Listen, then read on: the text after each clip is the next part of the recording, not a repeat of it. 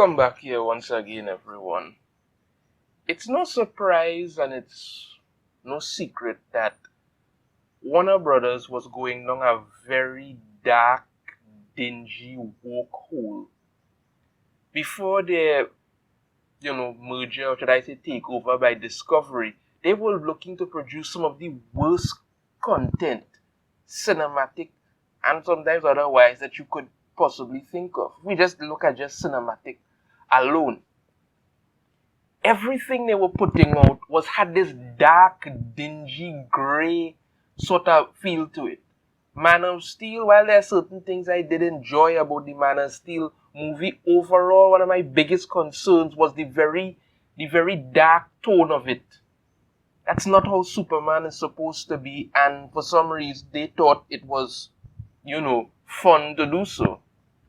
Okay, it's your prerogative, fine. But then they wanted to make that god awful Batgirl movie that nobody asked for. But luckily David Zaslav came in and chopped the hell out of that and a couple other projects that were not going to make any sense, because Warner Brothers, much like the company that they make the movies for, which is DC Comics and all of that, has embraced the idea of wokeness and identity politics. And they use everything they have to virtue signal, turning off fans and destroying any small sense of righteousness that they had left. It's ridiculous. But now, as they say, the proverbial shit has hit the fan once again. As I mentioned before, with Batgirl getting cancelled, the Zatanna movie getting cancelled, the Supergirl movie they were making, that has been shelved indefinitely. So we thought maybe we would see something else going forward, but there's more cuts to come. Let's get into this article here from Bounding Into Comics. Warner Brothers Discovery cans Wonder Woman 3. Patty Jenkins' treatment reportedly did not fit in with plans for DC's future.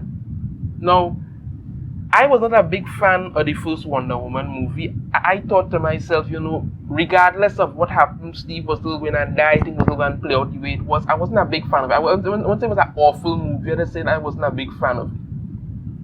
Wonder Woman 2, or should I say Wonder Woman 1984, is the definition of a crap movie.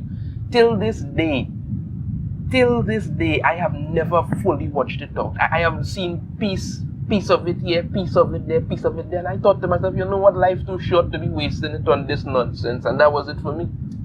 It was a terrible movie.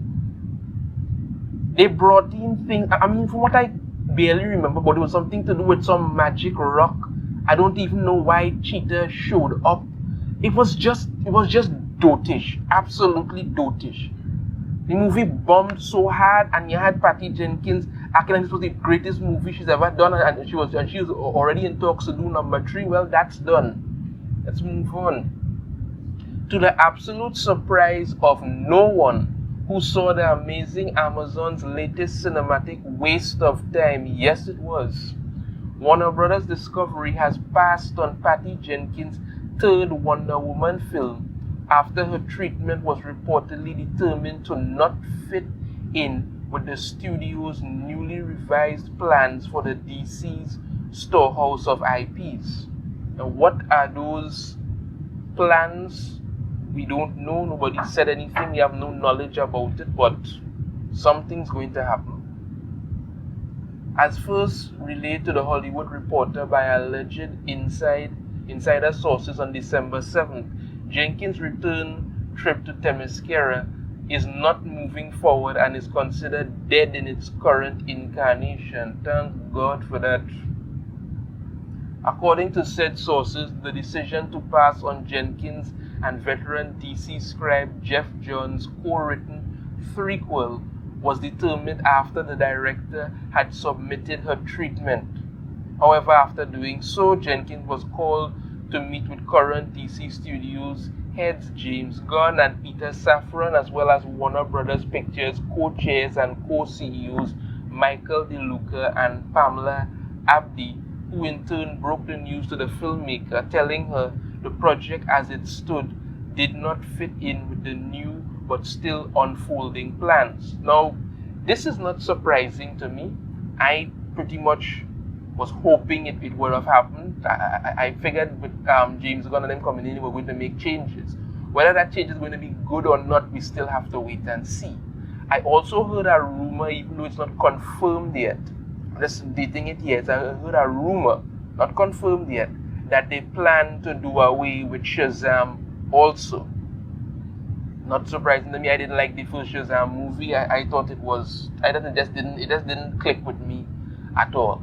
You understand me? And the trailer for the second one does not look any better at all, really. You see, Warner Brothers and DC combined had a chance to do something different to what the MCU did.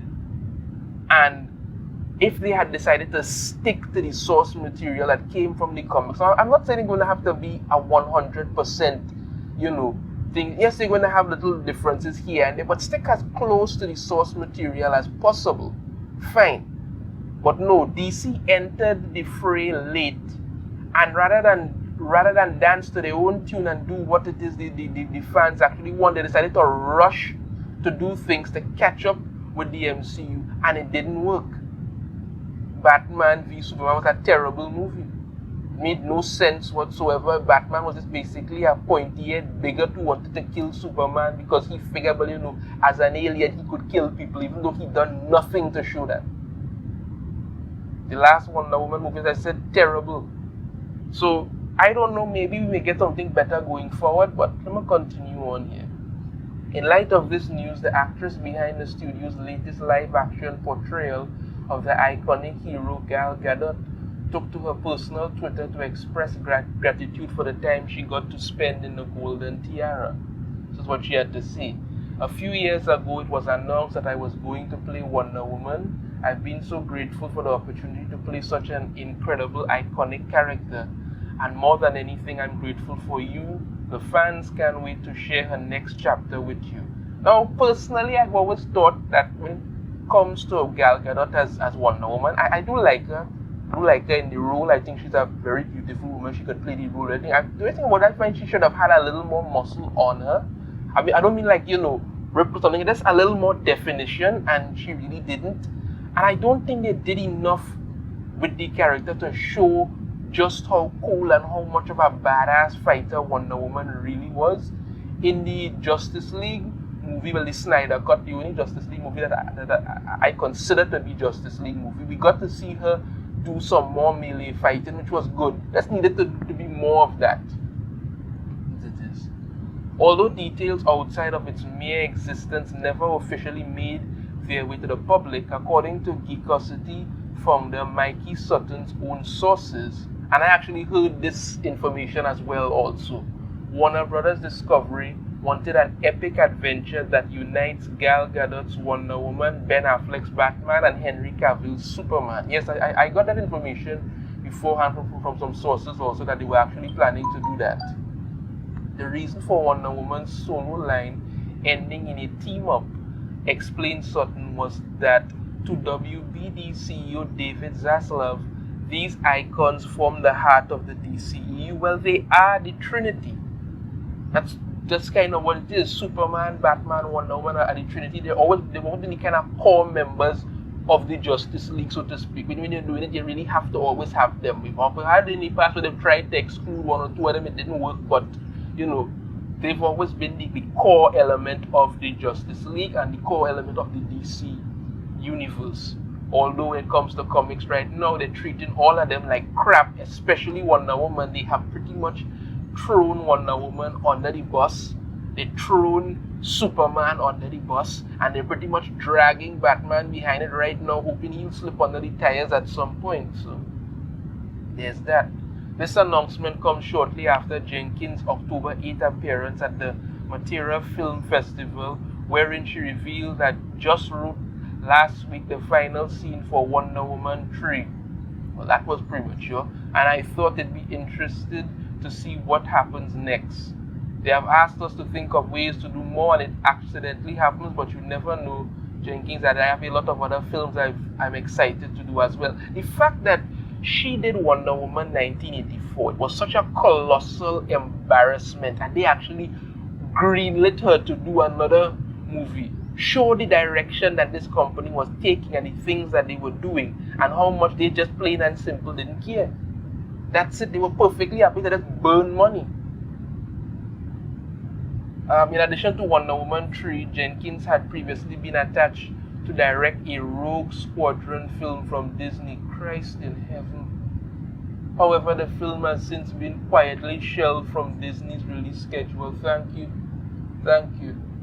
As the Star Wars spin-off was her only other publicly announced project outside of Wonder Woman 3, with this latest cancellation, it seems the director's work slate has effectively been cleared. This is what happens when you keep hiring people who have no business doing these things.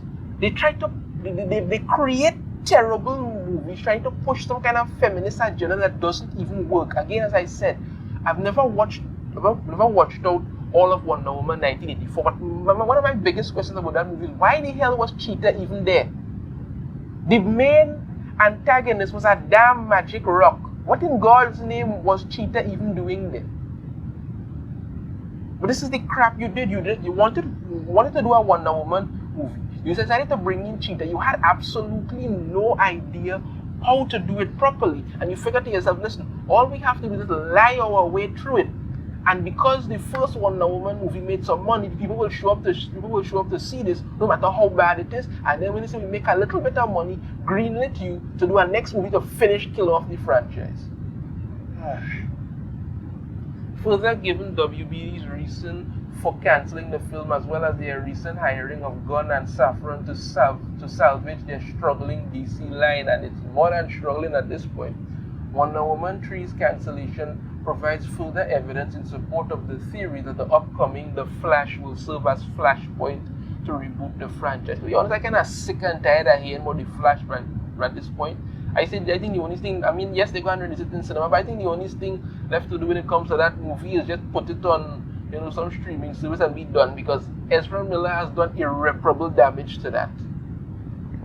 As noted by the Hollywood Reporter, a Warner insider cautions that no plans have been finalized and that Flash remains an unlocked picture. The only thing I've heard in regards to the Flash is that they've moved up the release date by 2 weeks or 3 weeks or something. So that's about all I have heard so far.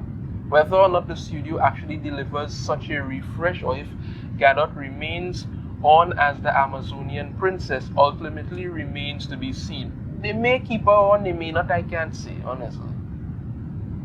But regardless of what happened, they've done irreparable damage, and I think the best decision has been made to cancel this, because if after the disaster of Wonder Woman 1987, you were going to actually, 1984, whatever it is, 1980 something, 1984, sorry, yeah, that's 1984. If after that you were literally willing to give the same director who destroyed that another opportunity to do it, it clearly shows that the people working there have no common sense whatsoever. Getting rid of this was the right thing to do, and as far as I am concerned, it shouldn't be the last. They should clear house at DC and do a complete reboot and do it right this time. That's what people want. People want it done right, and then you will get your fans back. When you don't do that, you will end up in the same predicament that the MCU is in right now, struggling to stay above water while being pulled down by all the crap that they continue to put out. Let me know your thoughts on this in the comments. If you have a different opinion, I'd love to hear it. If you like the video, be sure to hit that thumbs up, subscribe if you haven't already, ring the notification bell, be notified every time I put out a new video. And I shall see you all next time. Take care.